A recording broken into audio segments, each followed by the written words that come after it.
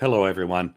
I'm Brian Delp, and these days I'm the host of Drive Time on WBGO, the jazz radio station for New York City, and especially Newark, New Jersey, where we are located downtown and have been since 1979.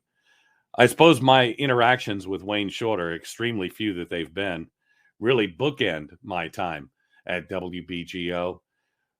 Early on, I just happened to run into Wayne in the hallway when I was downtown one day.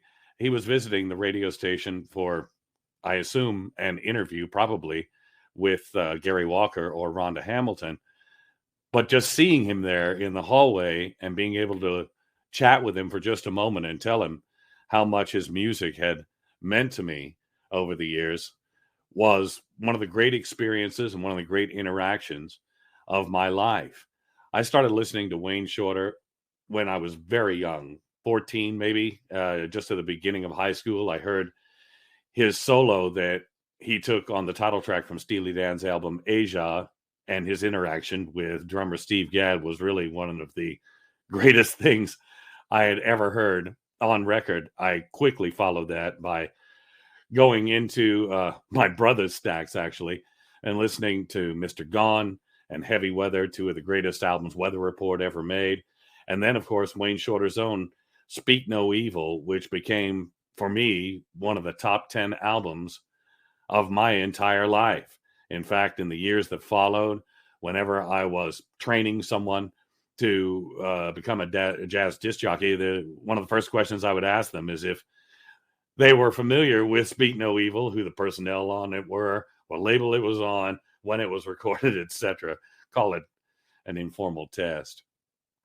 Anyway, my other interaction with Wayne Shorter happened when so many of us were on hand to unveil the sign in downtown Newark last spring when our street, WBGO Street, Park Place, officially became Wayne Shorter Way.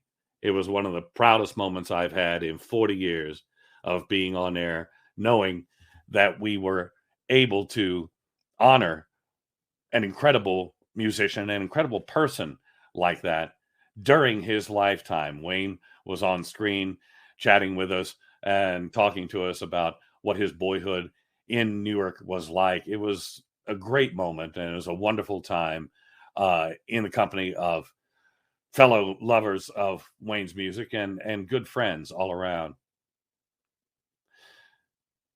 When I started listening to Wayne Shorter's music here on a personal note, I did it in the company of two of my closest friends, and they were Nathan Thomas and Todd Klaus, and we were all in high school together in Oklahoma City.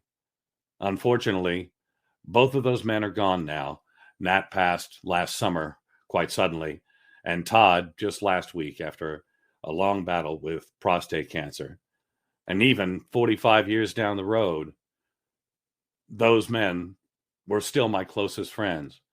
So if there's any lesson here to be learned, it's that the people that you visit Wayne's World with when you're a kid are still your friends when you're 60.